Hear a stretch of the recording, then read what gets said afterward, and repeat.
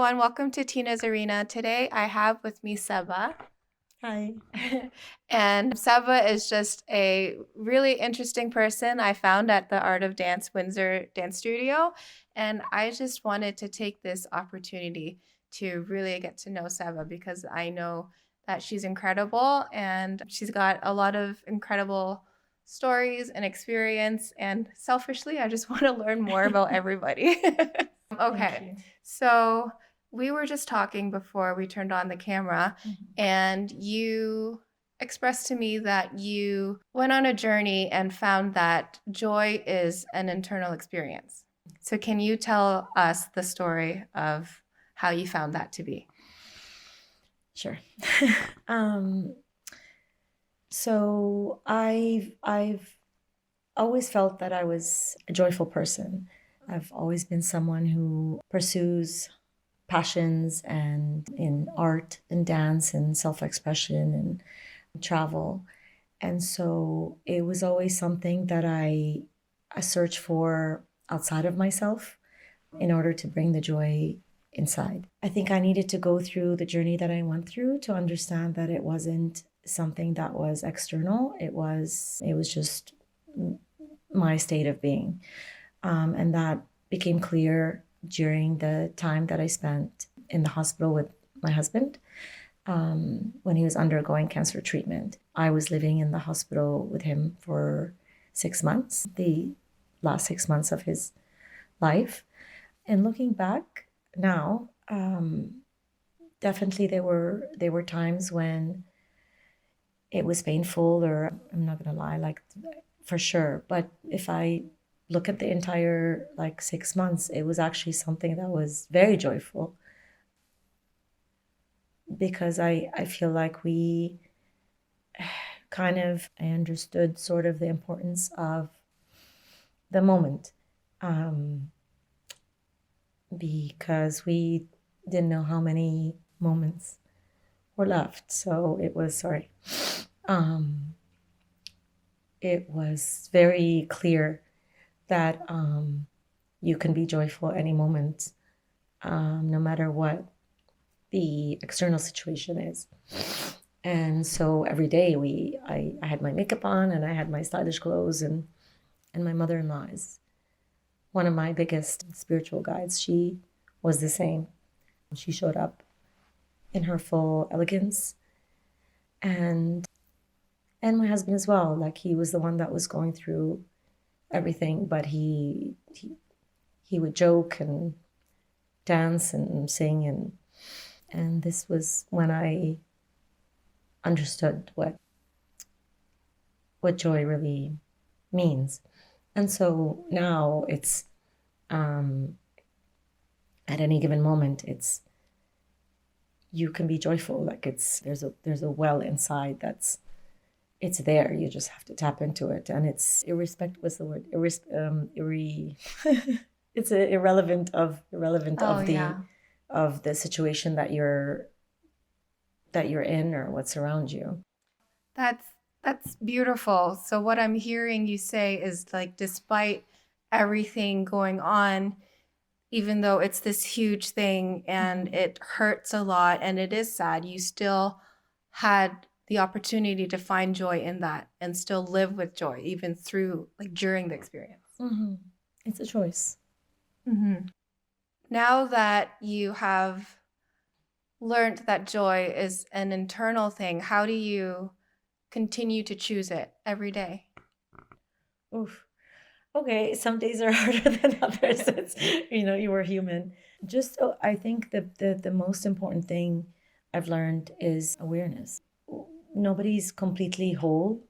You're never 100% healed. You're never 100% there, enlightened, whatever it is. There's always room to grow. So I think awareness is the biggest, um, is the most important thing.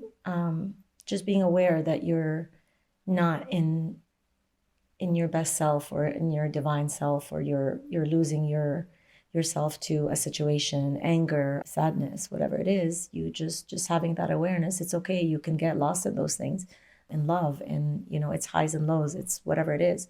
You lose yourself in those things, and I think just having the awareness that I need to come back to myself for a Mm-hmm. moment, is the way to come back into your, joyful state of mind, or your, happiness, or whatever, the word peace, whatever it is that you think you're lacking at that moment. You're not really lacking it. It's just you've disconnected from it, or you've Mm-hmm. just lost yourself in that moment of whatever's taking your attention away from your internal world. Mm-hmm.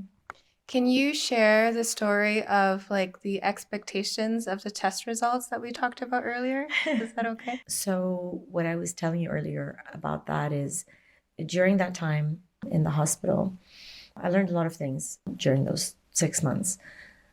One of them was what acceptance means. And it's when we were going through the test results and waiting for the test results, that the waiting is very uncomfortable, and very, most people, and I saw my parents-in-law, my family-in-law would pray. And when we pray, um, we learned that if you pray for like good results, you're kind of setting yourself up to, because you don't know. It was so unpredictable, especially cancer is so unpredictable. Um, that was the biggest lesson. It was not, there was no logic. There's no this plus that equals that. And I've always been kind of I loved math in high school, so Yeah. I liked finding solutions. And even as a graphic designer, that's what you do. You find creative solutions for problems. But with cancer, it's very unpredictable. There's no formula, and so there's no other choice but to accept whatever result came out. So when we would pray, we would just pray for whatever it is, whatever is best. Just let it be. And that became a very enlightening lesson in again, we're back to, the moment, and just appreciating that moment, and not thinking about the next moment, or the next moment, or the next moment, because it's very unpredictable. So there's no expectations or even hope. There's belief and there's trust that whatever is best, or whatever is meant to be, God, universe, it got my back, and I trust in whatever is meant to happen. Mm-hmm. Whether I judge it to be good or bad, there's no attachment to the result. Mm-hmm. Yeah. So whatever that is meant to be is meant to be, and that was just what was destined for us, whether we love it or not. It's just, it is. It is what it is. Mm-hmm. That brings me to your 5 idea, which was so radical to me when I first heard it. I'm Really? like, what? Yeah, because I'm always like, I want to be at my best. I would want to feel my best all of the time. Why would I not? Yeah. So can you talk about how that even came to be? Yeah, or I don't explain know. what it is. Yeah, it was first. very spontaneous. We were at the retreat, and I had done a lot of inner work. I went to the inner engineering for Sadhguru in Toronto, and I've been just doing a lot of like internal cleanup. So I was really good that day. I was just balanced. I was just chill. And we were doing, I believe, yoga, or no, we were doing the Diana's circle. We were talking. We were talking, and she had us write. She said, put a number from 1 to 10 of how you feel, or your energy level, or something. Yes. So I don't know, the number 5, I just felt balanced. What the number 5 meant to me is balance. So I'm not like super, I'm just good. It was just balance. So I put the number 5, and then we did all our exercises, and she asked us to write again, and I didn't want to write anything else, and I was just good at 5. But the deeper meaning of that is, I think, is just about balance. I understand there's always a race to be your best self, and to be everything, achieve the most, and hustle culture, right? We're in hustle culture. Yeah. So I don't believe in hustle culture at all. I believe that I already am my best. Like, and it doesn't mean that I'm, there's always room to grow, but I believe in balance. I believe that, yes, it's very important to be ambitious and go after your dreams, and try your best and all those things. But I think equally, it's very important to slow down a lot and spend like quiet, peaceful time. And so the balance. So just 5 just means I don't want to be over the moon. I don't want to be, under the ground. I just want to be kind of like neutral. Or not I want to be. That's where I'm at. I'm conscious to make decisions when I'm at 5, because when you make decisions when you're super up there, or never, if you're really, really passionate or something's really, you're really, really excited, I don't think that's a place to make decisions from. And when you're super low, That's fair. that's also not when you're angry, if you're excited so it's just a neutral place is a good place to sort of live your life at. That's really resonating right now because I have ADHD most likely, and I'm super impulsive, so I'm always making decisions at a 10. No. Okay. What am I? A Libra. Okay. So I'm Libra's all always about balance. I know. But I'm like always jumping into things, always just like head first and just diving in. And I always have a ton of ideas, and it's always like I don't know where to go. I'm just like a squirrel most of the time. No, I relate to that because same. I have ADHD and I have always had gazillion ideas, and it was hard to focus and stick to one. And I used to justify it as I just love life and I want everything and I want to experience everything and I want to do everything, and I have all these amazing ideas and like why not? But yeah, I've kind of learned that that's not so much fun. I think it's more fun to be at 5 than it is at 10. Yeah. That kind of makes me think of what I was just telling you earlier, how I've just kind of redesigned my brand, or because now I'm clear on myself and what I want to do. And I've realized that it makes me not want to niche down because all of my interests are a part of who I am. And they all fit my thorough line, my golden thread of my business and my life, which I've told you is the creativity, joy, and self-expression. So like I'm really into dance. I've started sewing. I love painting. I like making YouTube videos. That all fits within that same thread. And now I've realized, well, I don't need to pick one. They all kind of fit hand in hand, and they all teach me self-expression. And I think for me in turn, I can teach others self-expression too. Okay, I love that.